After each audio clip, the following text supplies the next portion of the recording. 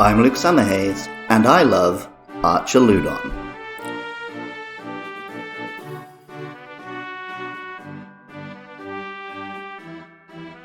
When I talked about Archaludon as part of the 8th generation, I was mostly interested in it for its rivalry with Tyranitar.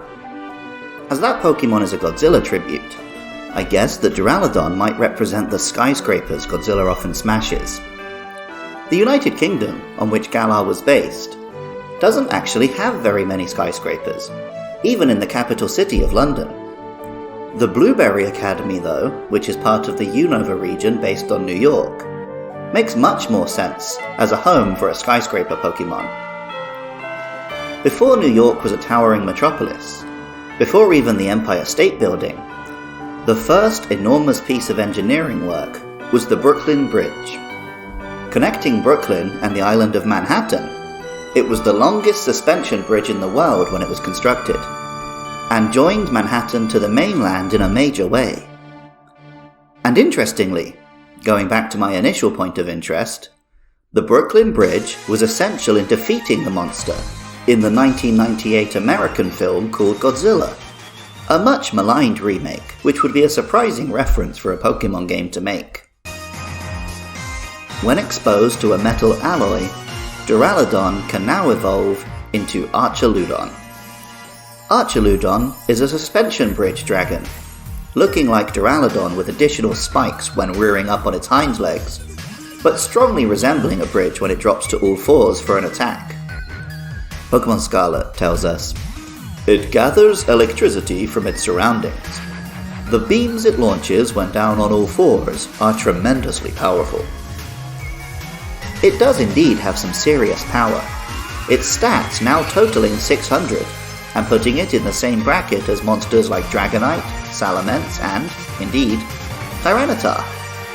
It also has a signature move, Electro Shot, a 2-turn attack like Solar Beam, with incredible power and the outrageous extra effect of boosting special attack during the turn when the Pokemon waits.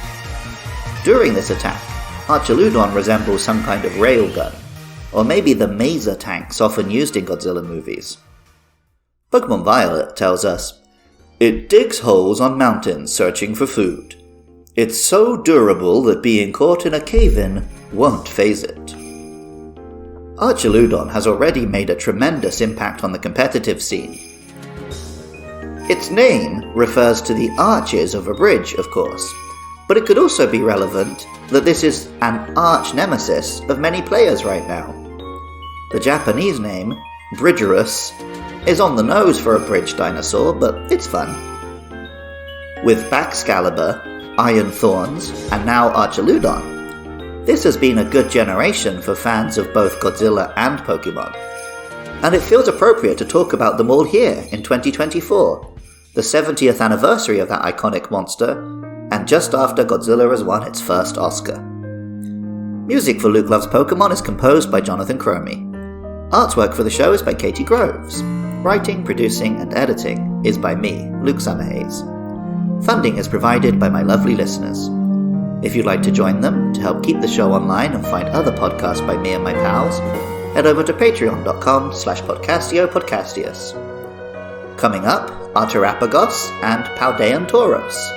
So if you have thoughts about those or any other monsters, hit me up with a DM at LukeLovesPKMN or an email to lukelovespkmn@gmail.com.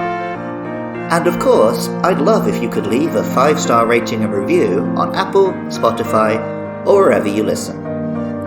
Even if you don't feel like doing any of that, thank you so much just for listening. I love Archaludon. And remember, I love you too.